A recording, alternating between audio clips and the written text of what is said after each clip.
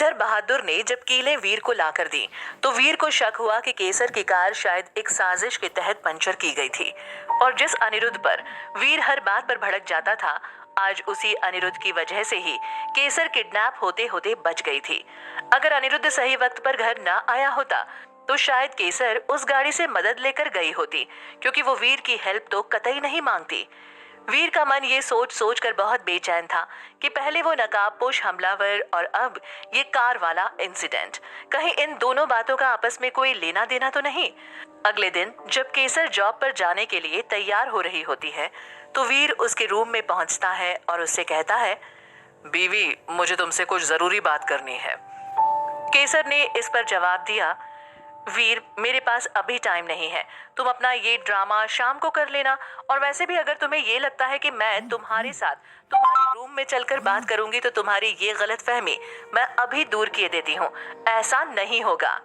ये सुनते ही वीर ने कहा, मैंने ऐसा नहीं कहा कि तुम मेरे साथ मेरे रूम में चलकर बात करो, मैंने सिर्फ ये कहा कि मुझे जरूरी बात करनी है और हम यहाँ भी बात कर सकते हैं शीबा के सामने। मैं शाम तक नहीं रुक सकता, ये बात तुम्हारी सेफ्टी से जुड़ी हुई है। वीर का ऐसा नरम दिल रवैया देखकर शीबा बहुत आश्चर्य में थी और केसर को भी समझ नहीं आया कि अचानक वीर का ये हृदय परिवर्तन आखिर किस वजह से हुआ है। कहीं वो बस अच्छा होने का ढोंग तो नहीं कर रहा, या ये सब इस वजह से है ताकि केसर 1 महीने के खत्म होने पर कहीं घर छोड़कर ना चली जाए। ये सोचकर केसर ने नरम पड़ते हुए पूछा, वीर, क्या हम शाम को बात कर सकते हैं? मैं अभी लेट हो रही हूँ। वीर ने बेमन से जवाब दिया, ठीक है। इसके बाद वीर रूम से चला जाता है। वीर के जाने के बाद शीबा और केसर आपस में बात करते हैं। शीबा कहती है, इस वीर को क्या हो गया आज अचानक? ये इतना सीधा कैसे हो गया? ना कोई शोर, ना कोई हल्ला, कोई जोर जबरदस्ती भी नहीं, इसमें इतना ज्यादा बदलाव कैसे? केसर भी हैरान होकर कहती है, अरे अब ये इतना ज्यादा अनप्रिडिक्टेबल हो गया है कि मुझे भी कुछ समझ नहीं आता, इसीलिए मैं इस बारे में ज्यादा ध्यान भी नहीं देती। इसके बाद शीबा और केसर तैयार होकर अपने अपने काम पर निकल जाते हैं। फिर शाम का समय होता है और अब बारी डिनर करने की आती है। डिनर भी तीनों लोग साथ में ही करते हैं। डिनर करते हुए भी वीर शांत ही रहता है और चुपचाप डिनर करके घर के बाहर लॉन में टहलने चला जाता है। वहीं डिनर करने के बाद केसर और शीबा भी लॉन में टहलने आ जाते हैं। वो तीनों वहीं घर के लॉन में टहल रहे हैं, लेकिन फिर भी शीबा और केसर की वीर से कोई बात नहीं हो रही। थोड़ी देर टहलने के बाद केसर और शीबा घर के अंदर जाने लगते हैं, लेकिन इस बात पर भी वीर का कोई ध्यान नहीं जाता। तो फिर केसर ही अपनी तरफ से उससे बोलती है, वीर, तुम्हें कुछ जरूरी बात करनी थी ना, तो बताओ, वरना मैं अपने रूम में सोने जा रही हूँ। मुझे सुबह जल्दी रहती है, इसलिए मैं चाहती हूँ कि हम लोग अभी बात कर लें। इस पर वीर कहता है, ठीक है, तुम अपने रूम में पहुंचो, मैं अभी आता हूँ। ये सुनकर केसर कहती है, अरे जो बात करनी है यही बता दो अभी। वीर झल्ला कर कहता है, बीवी समझा करो, यहाँ मैं कोई बात नहीं करना चाहता। केसर पलटकर सवाल करती है, यहाँ हम तीनों के अलावा है ही कौन? तुम अपनी बात कह सकते हो। वीर ये सुनकर गुस्से में कहता है, जिद्दी मत बनो, तुम रूम में पहुंचो, मैं आ रहा हूँ, मैं बस तुम्हारा 5 मिनट लूंगा। इसके बाद केसर शीबा के साथ अपने रूम में चली जाती है। वीर भी थोड़ी देर में केसर के रूम में पहुंच जाता है।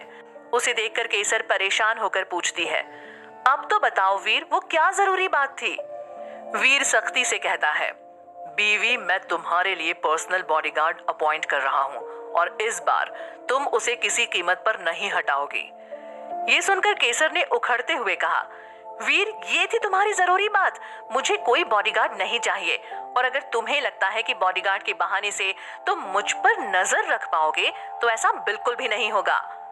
वीर ने झुंझलाकर कहा, बीवी, मुझे तुम पर नजर रखने का कोई शौक नहीं है, मैं बस वो कर रहा हूँ जिसकी इस वक्त तुम्हें सबसे ज्यादा जरूरत है। केसर ने शौक होते हुए कहा, मुझे जरूरत है? और ये मैंने तुमसे कब कहा वीर? क्योंकि मुझे तो ऐसा कुछ भी याद नहीं। वीर ने केसर को समझाते हुए कहा, बीवी, मेरी बात समझने की कोशिश करो, मैं जो भी कर रहा हूँ तुम्हारी सेफ्टी के लिए कर रहा हूँ। लेकिन केसर मना करते हुए बोली, वीर, मुझे कोई बॉडीगार्ड नहीं चाहिए, एंड दैट्स फाइनल। अब तुम जाओ यहाँ से, मुझे सोना है। वीर भी मानने वाला नहीं था। मैं तब तक यहाँ से नहीं जाऊंगा जब तक तुम मेरी बात नहीं मान लेती। वीर के चेहरे पर फिक्र साफ नजर आ रही थी और वो इस उधेड़बुन में था कि वो केसर को कैसे समझाए कि उसके हिसाब से केसर की जान को खतरा है और केसर को क्यों ये बात समझ में नहीं आ रही। वीर के चेहरे के इन भावों को शायद शीबा भांप लेती है और उससे पूछती है, वीर क्या ऐसा कुछ है जो तुम हमसे छुपा रहे हो? ये सुनकर वीर के चेहरे के एक्सप्रेशंस बदल गए। तुम्हें जितना जानना था मैं बता चुका, इससे ज्यादा अभी तुम लोगों के लिए कुछ भी जानना जरूरी नहीं है।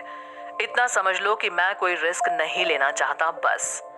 शीबा ने दोबारा जोर देते हुए कहा, वीर ऐसे पहेलियां मत बुझाओ, खुल के बताओ कि तुम्हारे मन में क्या चल रहा है। शीबा के इतना कहने पर वीर खुद को रोक नहीं पाता और उसके मन में कल के इंसिडेंट से जुड़ी जो भी शंकाएं होती है वो वीर शीबा और केसर के सामने जाहिर कर देता है कि उसे ऐसा लगता है कल केसर की गाड़ी को पंचर करने के पीछे किसी का असली मकसद केसर को किडनैप करना था। वीर के मुंह से किडनैप शब्द सुनकर मानो पूरे कमरे में सन्नाटा पसर जाता है। कमरे की खामोशी को तोड़ती हुई केसर कहती है, मुझे भला कोई क्यों किडनैप करेगा? मेरी तो किसी से कोई दुश्मनी भी नहीं है। इस पर वीर झिझकते हुए कहता है, बीवी मुझे भी ये मालूम है, लेकिन हो सकता है कोई मुझसे बदला लेने को तुम्हें चोट पहुंचाना चाहता हो। केसर ये सुनकर सोच में पड़ जाती है और फिर एक गहरी सांस लेकर कहती है, वजह जो भी हो वीर, मैं अपने साथ कोई बॉडीगार्ड नहीं रखूंगी। तभी शीबा उसे समझाते हुए कहती है, केसर अगर वीर को लग रहा है कि तुम्हें कोई खतरा है तो मुझे नहीं लगता तुम्हें उसकी बात इतनी लाइटली लेनी चाहिए। केसर झुंझलाते हुए शीबा से कहती है, शीबा आई कांट बिलीव तुम वीर की बात पर यकीन कर रही हो सकता है कि ये सब इसके मन का वहम हो या फिर ये बस मुझ पर नजर रखने के लिए ऐसी कहानी बना रहा हो ताकि ये मेरे सिर पर अपना जासूस बिठा सके। वीर और शीबा बॉडीगार्ड रखने के लिए केसर को बहुत मनाते हैं लेकिन वो अपनी जिद पर अड़ी रहती है। वीर थक हार कर गुस्से में उस रूम से चला जाता है। अगले लगभग 2 हफ्ते सब ठीक चलता है, केसर और वीर के बीच थोड़ी बहुत नोक-झोंक को छोड़कर। जहां एक तरफ वीर अभी भी केसर को बॉडीगार्ड रखने के लिए समझा रहा होता है, वहीं दूसरी तरफ केसर अभी भी इस बात पर अड़ी रहती है कि वो कोई भी बॉडीगार्ड नहीं रखेगी। 2 हफ्ते बाद एक सुबह जब केसर घर से अपने जॉब के लिए निकल रही होती है तो वो कार स्टार्ट करने की कोशिश करती है लेकिन कार स्टार्ट नहीं होती। केसर कई बार कार को सेल्फ स्टार्ट देने की कोशिश करती है लेकिन कार फिर भी स्टार्ट नहीं होती है। केसर गाड़ी से बाहर निकलती है, उसके चेहरे पर झुंझलाहट साफ देखी जा सकती थी। वीर अपने रूम की खिड़की से ये सब बड़े गौर से देख रहा होता है। इधर घर के गेट के पास खड़ी केसर उस ईंट जॉइंट की तरफ जाने के लिए निकल ही रही होती है कि तभी वीर अपनी कार स्टार्ट कर गेट के पास पहुंचता है और अंदर से अपनी कार का दरवाजा खोल के कहता है, चलो मैं तुम्हें छोड़ देता हूँ। केसर रूडली कहती है, नहीं वीर, मैं खुद ही चली जाऊंगी, वैसे भी वो जगह यहाँ से बस कुछ ही दूरी पर है। इस पर वीर जवाब देता है, मुझे कोई फर्क नहीं पड़ता वो जगह कहाँ है और कैसी है, मैं भी उसी तरफ जा रहा हूँ, इसलिए वहां मैं तुम्हें छोड़ दूंगा, चुपचाप गाड़ी में बैठो। केसर को अब कोई रास्ता नहीं सूझता कि वो वीर को आखिर कैसे मना करे, क्योंकि उसने अपनी ईंट जॉइंट में काम करने वाली बात वीर से छुपा रखी है। क्योंकि उसे मालूम है कि जब वीर को ये पता चलेगा कि केसर हाईवे के करीब बने एक मामूली से लोकल फूड जॉइंट में वेट्रेस है तो वो बहुत गुस्सा करेगा, फिर वो खानदान की इज्जत मान मर्यादा का हवाला देगा। केसर इस बेफिजूल के नाटक से बचना चाहती है लेकिन वीर के बार बार कहने पर वो थक हार कर उसकी गाड़ी में बैठ जाती है। इसके बाद वीर गाड़ी घुमाकर मेन रोड की तरफ ले लेता है। अब केसर गाड़ी में बैठे ये सोच रही है कि वीर को उस फूड जॉइंट पर ले जाने से कैसे रोका जाए। केसर अभी ये सब सोच ही रही होती है कि तभी वीर उसे आवाज देता है, बीवी कहाँ जाना है? केसर की तरफ से कोई जवाब नहीं आता, वो अभी अपने ख्यालों में खोई होती है। वीर केसर को एक बार फिर आवाज देता है, बीवी बताओ तो तुम्हें जाना कहाँ है, या फिर तुम आज मेरे साथ अपने पुराने ऑफिस चलना चाहोगे?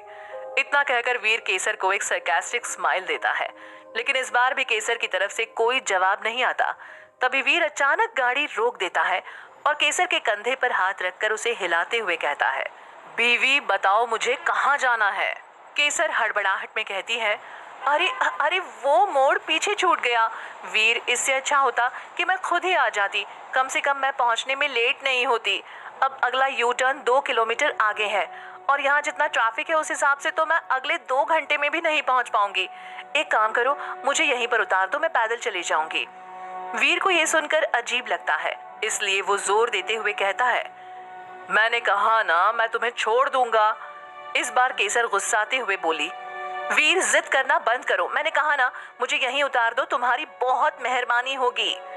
केसर के मुंह से ये बात सुनकर वीर गाड़ी वहीं साइड में पार्क कर देता है। इसके बाद वीर गाड़ी स्टार्ट करके आगे निकल जाता है।